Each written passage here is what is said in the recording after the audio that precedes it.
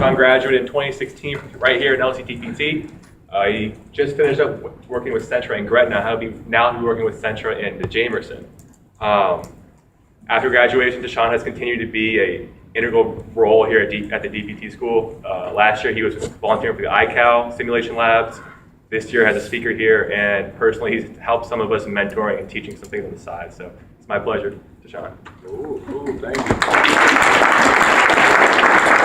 Hey, you guys really packed it out. You make me feel pretty good. Really good. Well, yes, I am here to talk to you guys today about really highlight my first year as a licensed therapist and what I learned from that, the goods, the bads, the highs and lows, the ups and downs, and also clinical burnout and how clinical burnout really plays a role in what we do as therapists. So, thank you for that wonderful. Did you write that? So again, this is me. That's me when I was in your shoes not too long ago. As you said, I just graduated in 2016, the fourth cohort here at LCDPT. So I remember this classroom. I remember all the nerves that come with this classroom and everything you learn in this classroom and the excitement when you got out of this classroom. Yes, I currently, today was my last day practicing at the Gretna Medical Center. That's the Central Outpatient Clinic, just a general outpatient clinic. And then Monday I'll be starting at the Jamerson YMCA. So since I live here in town, that'll be a lot closer for me. And last thing, recently I was in your shoes. So I'm very familiar with what you guys are thinking, going through, all of that. So just to get an idea, how many first years are in here?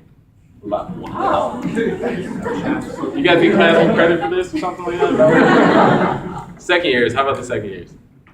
Okay, and third years. Whoa, wow. You could always tell the third years because they're the ones smiling. Yeah. They're the ones that have all the good things, you're getting 8 hours of sleep a night, Everyone else is giving you mean looks. Even the professors give you mean looks. They're just like, oh man. But you guys earned it. You guys worked hard. I mean, it's a challenging 3 years that really stretch you. So congratulations for one, even getting into the program, because that's a huge thing. And I think this profession is really great. I believe very highly in LCDPT, which is why I still stay involved. It's a great curriculum. I can't say enough about it. Now, to get started, I know I have about 3. You guys seen this? You guys know this? Yeah? Oh man, imagine that. So this was actually supposed to be hidden. Everybody knows what this is now. The vision statement. Transforming society by optimizing movement to improve the human experience. Now, what I want to do is talk about that and talk about how clinical burnout ties into that. Because if you think about it, that's a very strong statement. I mean, I don't know who put it together, but it's transforming society is pretty big. As PTs, we have the ability to, in essence, that's saying change the world, transforming society by optimizing movement, which is what we do. I heard you guys had a kines test recently. That's that optimizing movement. Remember, you only have a certain amount of C's you can get. use them wisely. So optimizing movement, that's our whole goal. That's our whole goal as physical therapists. Optimizing movements by finding impairments, diagnosis, the whole shebang. To improve the human experience. Now, my best guess is the human experience means life. I don't know, but life. So in other words, we're changing people's lives and in essence changing the world by what we do. That's the vision that all physical therapists, no matter what setting you're in, is set out to do by our national organization. So I really want to dissect that and understand how clinical burnout can affect or impede our ability to really change the world. I mean, you guys have a large and awesome responsibility and opportunity to transform society. Now, as any good presentation, you have objectives. So, review the APT business statement, outline how clinical burnout affects therapists' ability to, that should say vision, not mission. Detail my life as a first year PT. well, not student, licensed PT, and outline what are the signs and symptoms of clinical burnout and how can we address clinical burnout. So that's what we're going to go through today. So what is life like after PT school? Well, the first thing is graduation. Graduation is so wonderful. You're so excited. All you want to do is party. You're like, man, the last 3 years of my life are over and I can relax, I can stress. I don't have to stress anymore. And then you realize, well, you can't settle too much because you still have the board exam. Because a DPT degree means nothing without a license, right? Yeah, it would be doctor, no license. That's not fun. So you do what you do best. You go back and you get depressed. Because you used to be in the press. But you study. You pull out all these books, all the MPT books, everything that your professor taught you. You study, you study, you study. You study so hard that you're sick of studying. But because you're an LC grad, you pass your boards on the first exam, and now you can celebrate again. Because your life dream is fulfilled. You're a licensed physical therapist now.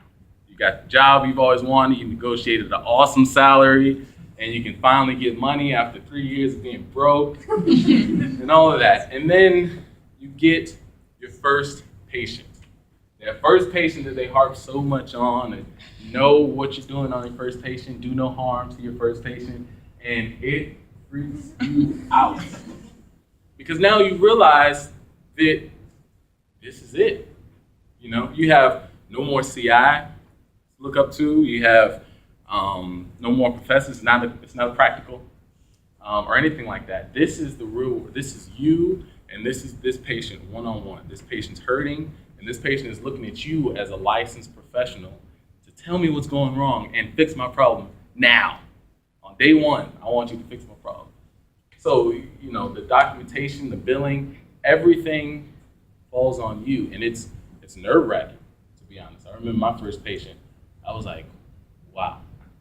I signed my name on this. I submit the billing. This is me. This is under my license. I don't have a CI that I go to and, you know, ask, did I do this the right way, or things like that. So that's what life is like as your first time really getting into it.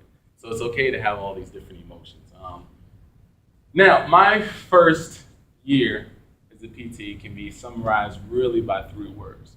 And those 3 words are trial by fire. Now, it was when I look back on it, it was kind of a sink or swim type of year. I was at the Grad Medical Center.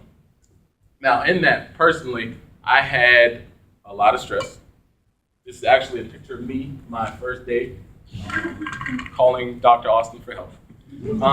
But no, really, I was in a place where I had never, as a student, I had never worked with PTAs before. So when I graduated and I started my first job, I had a full-time PTA and a part-time PTA. My supervisor was on site 50% of the time, so she was on site 4 hours a day for me to ask questions, but at that time we were both treating patients. So really, I was the go-to guy. As a new grad, I was the go-to guy. All the clinical staff, the front desk staff, they had questions for me, and really I had more questions than answers. As PT students, we have this idea that when we graduate, we're experts. We know it all.